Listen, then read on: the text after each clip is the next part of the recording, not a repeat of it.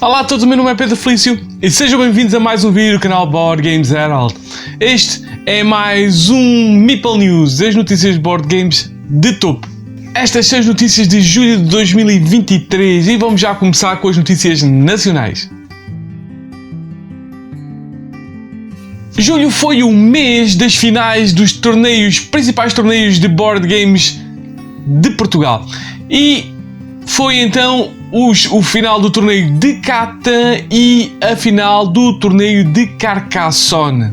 No Catan o vencedor foi o Nuno Filipe Neves e no Carcassonne o João Margarido. Parabéns aos dois por terem então chegado a campeões nacionais de Catan e de Carcassonne respectivamente. E durante julho a Mabel Games lançou não um, mas dois jogos assim para maiorzinhos. O primeiro foi Os Lobos, um jogo quase como um simulador de alcateia sobre exploração, a caça e alimentação, reprodução de uma alcateia de lobos.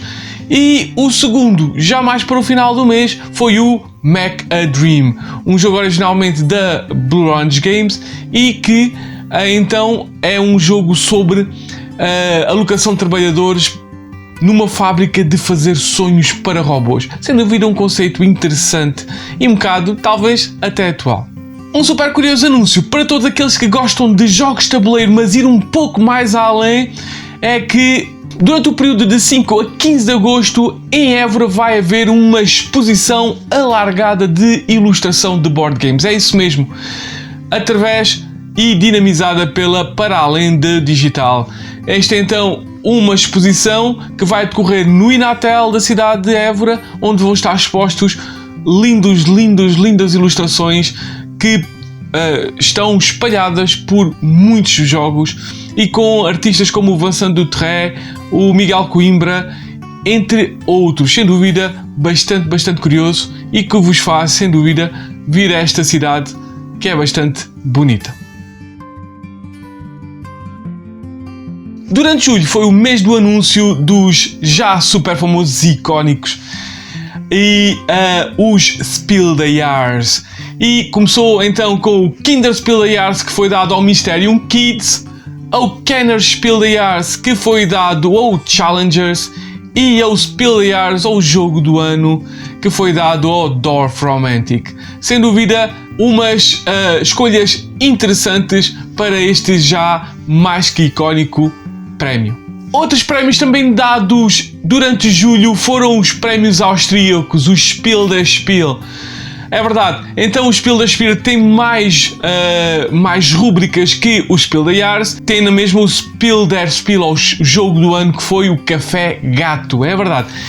Outros jogos que também curiosos foi o Spiel para Experts, que foi o Merchant Cove, o Spiel de cartas, que foi o Feathers, e o Spiel familiar foi o 80 Days, mas houve outros, vários mais, nomeados a outras rubricas e vencedores de outras rubricas. Se são fãs de Cthulhu, sem dúvida durante julho foi anunciado um super curioso jogo com o nome de Horror on the Orient Express. É isso mesmo, é um jogo que é baseado no num dos mais famosos módulos do também super famoso RPG Call of Cthulhu e foi criado pelo designer de hits como Lords of Hellas ou Nemesis. Portanto, sem dúvida, um jogo para estar de vista se vocês são fãs do estilo. A editora Rebel Guild anunciou durante julho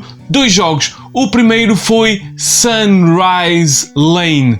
Este é um jogo do Rainer Carinthia que tem uns mecanismos que retiram um pouco do jogo Rondo do designer, mas é um jogo completamente refeito, onde vamos utilizar cartas para depois construirmos no tabuleiro vários edifícios.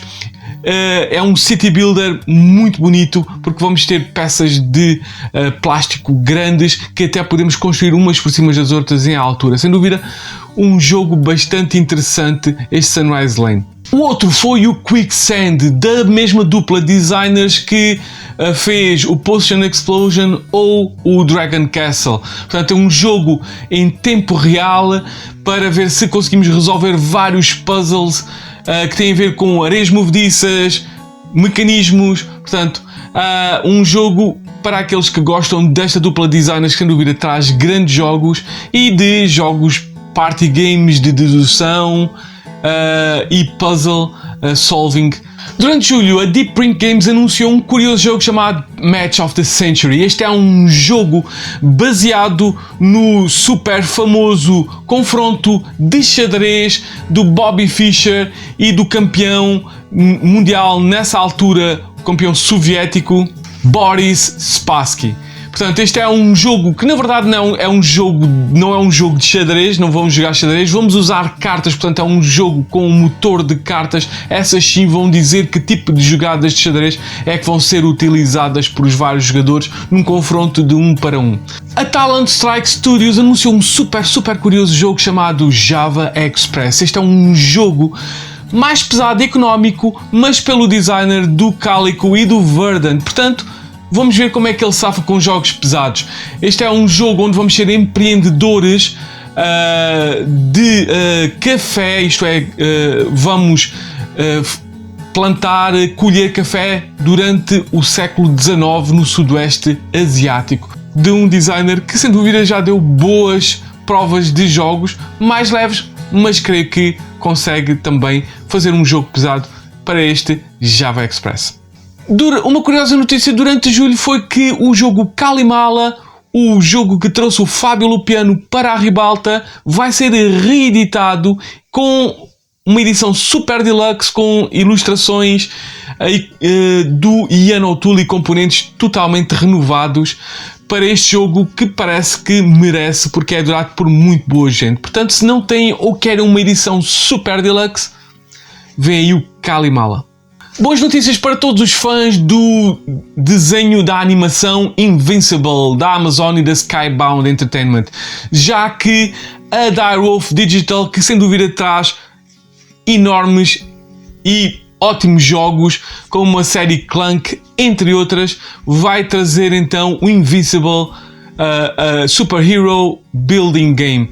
É verdade, vamos então criar super-heróis, não através de deck building, não, mas através de bag building, bastante curioso, e através de tableau building. E já vamos construir então super-heróis e depois vamos fazer esses super-heróis interagir com o jogo e vamos fazer missões, vamos ver-nos livres de perigos, lutar contra super-vilões, etc, etc. Portanto, um jogo de uma editora que sem dúvida é bastante interessante.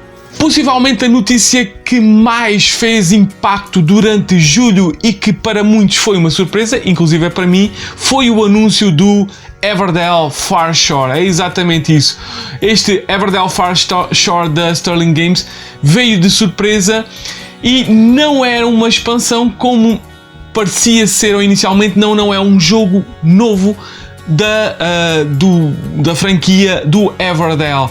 Basicamente o que o jogo parece muito é um Everdell com os novos mecanismos postos à mistura, mas com o mesmo objetivo, mas levado para um pano de fundo de mar, de costa. Portanto, bastante interessante, sem dúvida, com novos personagens que são mais costeiros, como se não tenho enganado, patos, caranguejos, etc, etc. Portanto, sem dúvida, para os jogadores de Everdell, este Far Shore é obrigatório. O Uwe Rosenberg volta outra vez ao ataque com um jogo chamado Portals. É isso mesmo, novamente um tile laying, onde vamos construir energias, vamos construir portais energéticos, vamos espalhar magia, para depois conseguirmos abrir portais para outras realidades, para outras dimensões, e quem abrir primeiro esses portais, todos esses portais, será o vencedor. Portanto, um jogo novamente para 2 jogadores de Tile Link, para aqueles que adoram este tipo de jogos do Uwe Rosenberg. Um super curioso anúncio, ao mesmo tempo não um anúncio super diferente, é uma nova expansão para o Dixie, e é verdade, e vocês dizem, mas não é nada de novo. Um pouco, porque ao contrário de todas as outras expansões até agora, esta é baseada em obras reais, é verdade. Então este Dixit National Museum in Krakow, portanto, portanto vai ter as obras, as pinturas, portanto as cartas vão ser pinturas que estão, 84 mais precisamente, que estão no Museu Nacional de Cracóvia, na Polónia. Portanto, se sempre tiverem curiosidade de jogar este jogo utilizando obras de arte reais, esta expansão do National Museum in Krakow pode ser para você. Uma série que sempre me intrigou, porque os jogos que eu joguei até agora dela são ótimos para o tamanho, é a série 19XX da Looping Games, da editora espanhola Looping Games. É isso mesmo. E por isso mesmo o anúncio de um novo 19XX, mais precisamente 1902 Méliès, trouxe-me logo a minha atenção.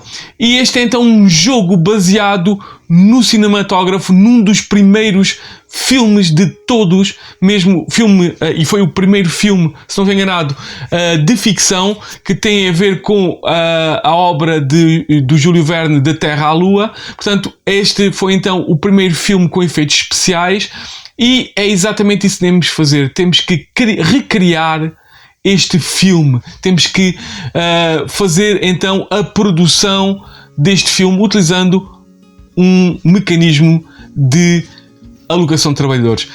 Estes jogos até agora ainda não me deixaram mal, portanto este 1902 Méliès está na minha watchlist.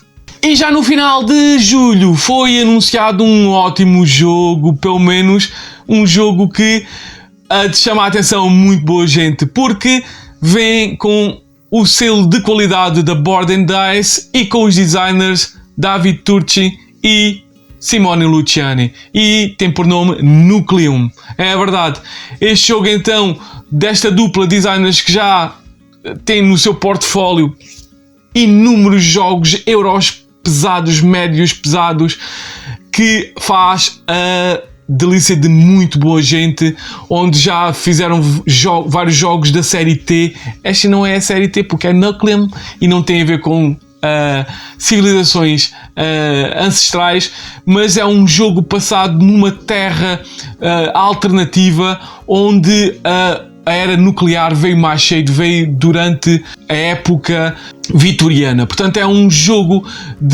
económico, assim mais para o pesado, destes dois designers que sem dúvida ficam logo no olho de muito boa gente, e tem lançamentos já para essa 2023. Portanto, Nucleum sem dúvida é para ficar de olho.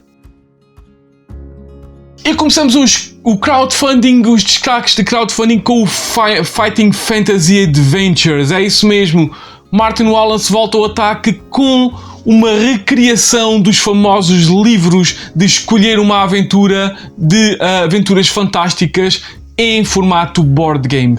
Se calhar ainda vão a tempo de fazer então o late pledge para este Fighting Fantasy Adventures. Também no princípio de julho, a Thunderwork Games voltou com mais um jogo que já tínhamos falado por aqui na sua série Roleplayer, e foi o Stone Spire Architects. É isso mesmo, este jogo de construção de labirintos, de masmorras, utilizando cartas e colocando vários tipos de armadilhas, monstros, etc, para construirmos então estes labirintos, estas masmorras. Chegou ao Kickstarter, por isso mesmo podem ver se ainda existe o Late Pledge. A super campanha enorme da CMON para este ano também chegou em julho, e foi o Mordred. É isso mesmo, um jogo que tem uns lives de Dudes on a Map da série que começou com o Blood Rage e depois com outros jogos como o Rising Sun, etc. Portanto, veio agora com Mordred. É isso mesmo, este jogo que tem então Dudes on a Map com mistura fantasia medieval, fantasia épica medieval à la Lord of the Rings, com as lendas arturianas. Chegou então ao Kickstarter pela mão da CMON. Também chegou ao crowdfunding um super interessante jogo também falado por aqui, Innovation Ultimate. É verdade, este jogo que vai ter o jogo base Innovation, mas todas as expansões, mais expansões, cartas melhoradas, componentes melhorados. Este jogo, que vai ter mais do que 700 cartas, vai então fazer a delícia de muito boa gente que adora jogos do Innovation, jogos do Carl Schudig, e jogos de cartas multiuso. Sem dúvida, bastante curioso para os fãs desta série, ou então aqueles que nunca tiveram e sempre tiveram curiosidade em ter o Innovation. Agora já podem ter tudo. E pronto, foram estas as notícias de julho de 2023. Espero que tenham gostado, espero que voltem para mais notícias e até aos próximos vídeos.